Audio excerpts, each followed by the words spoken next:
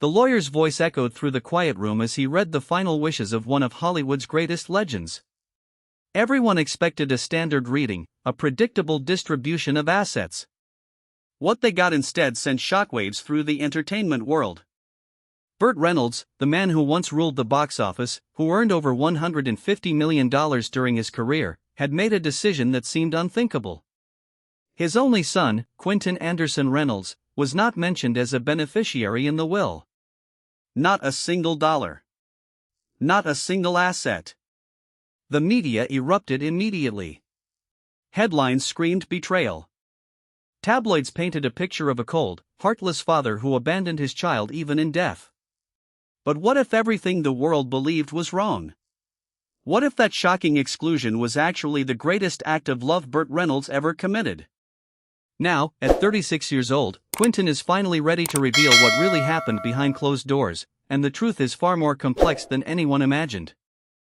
To understand this story, we need to go back to when Burt Reynolds was the biggest star on the planet. The year was 1977, and Burt had just dethroned every other actor in Hollywood. For 5 consecutive years, he held the title of the world's #1 box office attraction. His face was everywhere. His charm was undeniable. Movies like Smokey and the Bandit turned him into a cultural phenomenon, and the money poured in faster than he could spend it. Private jets, sprawling ranches, exclusive parties. Burt lived the kind of life most people only dream about. He wasn't just an actor. He was an icon, a symbol of American masculinity and success. Women wanted him. Men wanted to be him. But beneath all that confidence, beneath the $1 million smile and the perfectly styled hair, something darker was brewing. Fame at that level comes with a price, and Burt was paying it in ways the public never saw.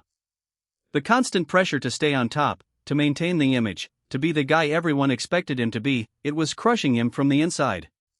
His relationship with actress Sally Field, which blossomed during the filming of Smokey and the Bandit, should have been his salvation. She was talented, beautiful, and genuinely cared for him. But Burt's own insecurities, his need for control, and his inability to be vulnerable destroyed what could have been the love of his life. Years later, he would admit it himself. Losing Sally was the biggest mistake he ever made, and it was entirely his fault. The loneliness that followed the breakup sent Burt spiraling. Instead of taking time to heal, he threw himself into work, accepting every action film that came his way. He believed if he just kept moving, kept working, and kept being Burt Reynolds the movie star, the pain would eventually fade. It never did. Then came 1984, and everything changed forever. On the set of City Heat, a film where he starred opposite Clint Eastwood, a stunt went horribly wrong. During a fight scene, a metal chair struck Burt directly in the jaw. The impact was devastating. His jawbone shattered. The temporomandibular joint was severely damaged. The pain was unlike anything he had ever experienced, and it never stopped. Day and night, it tormented him. He couldn't eat properly. He couldn't sleep. Within months, he lost 50 pounds, his face became gaunt, and rumors started spreading like wildfire. People whispered that he had AIDS. Studios panicked. Contracts were cancelled. The man who was once untouchable suddenly became Hollywood's biggest liability. To cope with the unbearable pain and to keep working, Burt turned to prescription medication. It started innocently enough. A few pills to get through the day. But tolerance builds quickly, and soon he was consuming 40 to 50 painkillers every single day. Halcion, Percodan, Valium. These powerful drugs became his constant companions, and they were destroying him. There were times when Burt would slip into unconsciousness for days. Times when those closest to him genuinely believed he wouldn't wake up. The man who projected such strength on screen was falling apart in private, held together only by chemicals and sheer willpower. It was during this darkest period that Burt made a decision that would change everything. He needed to rebuild his image. He needed the world to see him as stable, as a family man, as someone who had his life together. In 1988, he married television star Loni Anderson in a ceremony that made headlines around the world. The wedding was held at his luxurious Florida ranch, and it was everything you would expect from a Hollywood power couple. Glamorous, expensive, perfect. To complete the picture, Burt and Loni decided to adopt a child. That child was Quinton Anderson Reynolds, a newborn baby who entered the world with a famous last name and a future that seemed golden.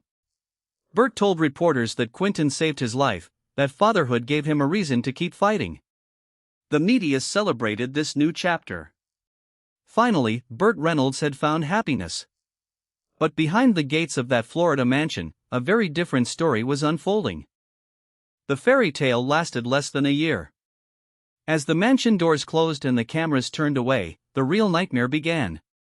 The prescription drugs that Burt depended on to manage his pain had side effects that went far beyond physical dependency. They altered his personality, turned him volatile, and made him unpredictable. Staff members who worked in the house during those years would later describe an atmosphere of constant tension. You never knew which version of Burt you were going to encounter. Some days he was the charming, loving father the world expected.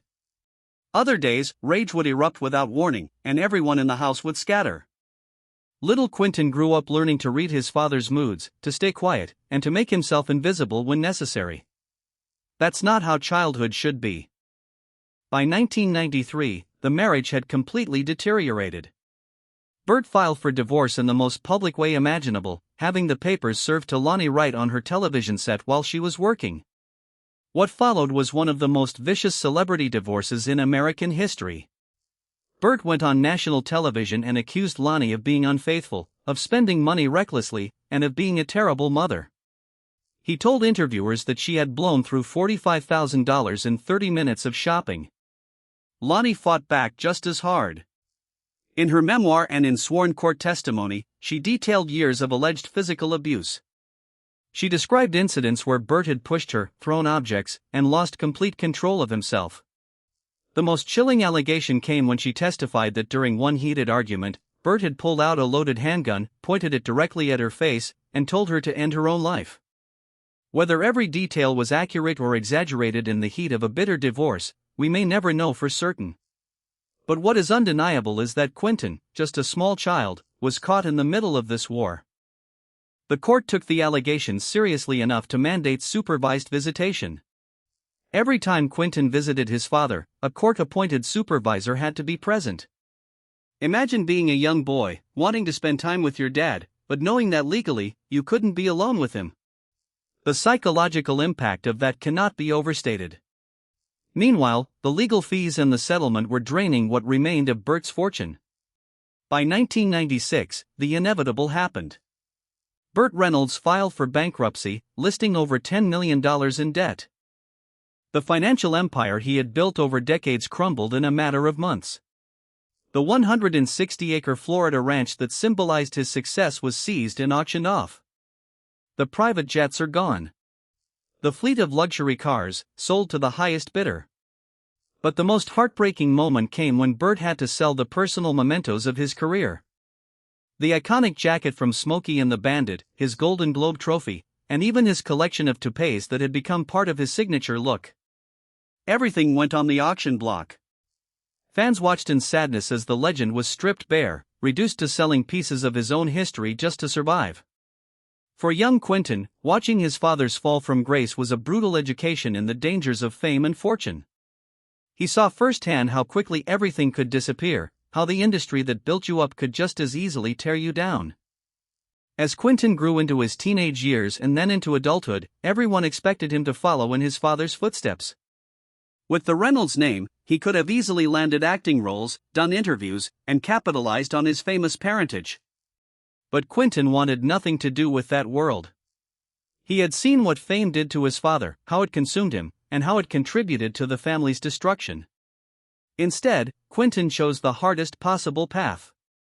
He started at the very bottom of the film industry, working as a camera assistant, a lighting technician, and a grip. These are grueling jobs that require long hours and physical labor and pay very little. His colleagues had no idea who his father was because Quinton never mentioned it. He simply showed up early, worked harder than anyone else, and slowly built his own reputation based on merit. One cinematographer who worked with him on multiple projects later said that Quinton was the most dedicated crew member he had ever encountered, always first to arrive and last to leave, never complaining, never asking for special treatment. While Quinton was quietly building his career, Burt was entering the final chapter of his life. The injuries, the surgeries, and the years of substance abuse had taken their toll. He was frail, often confined to a wheelchair, struggling with heart problems. The work had dried up almost completely. To pay rent and cover basic expenses, Burt had to attend comic book conventions, sitting for hours signing autographs for $20 or $30 each. It was a humbling end for someone who had once commanded millions per film. But something remarkable happened during those difficult final years. Quinton made the conscious decision to forgive. Despite everything he had endured as a child, despite the trauma and the supervised visits and the public humiliation of his parents' divorce, Quinton chose to be there for his father. He would visit regularly, cook meals, sit with him, and talk with him. The two of them finally had the relationship that should have existed from the beginning. Burt, for his part, was deeply moved by his son's compassion. In one of his last interviews, he said that Quinton was the greatest accomplishment of his entire life, that his son had taught him what real love actually means. They had found peace together after years of pain. Then, on September 6, 2018, Burt Reynolds suffered cardiac arrest at Jupiter Medical Center in Florida. He was 82 years old. The world mourned the loss of a Hollywood icon, and Quinton mourned the loss of his father. Just days after the funeral, TMZ published the contents of Burt's will, and the media firestorm began immediately. The document, signed back in 2011, explicitly stated that Quinton was intentionally excluded, with all estate management handed to Burt's niece. The headlines were vicious. They accused Burt of cruelty, of rejecting his son even in death. But legal experts and court records revealed something the tabloids didn't bother to investigate. Burt had not abandoned Quinton at all. Years before his death, he had established a private trust fund in his son's name. All future royalties, all remaining assets, everything was placed into that trust. By structuring it this way, Quinton avoided probate court, maintained complete privacy, avoided 40% in estate taxes, and most importantly, was protected from any of Burt's old creditors. It wasn't rejection. It was protection. It was a father who had made so many mistakes in life, finally getting something right. Now, at 36, Quinton understands the full picture. He knows his father was deeply flawed, that addiction and pain and ego caused tremendous damage. But he also knows that Burt loved him, that he tried in his own broken way to make things right. Quinton once said that his father taught him not how to be famous, but how to stand up after falling down. That legacy, far more than any inheritance, is what Burt Reynolds truly left behind.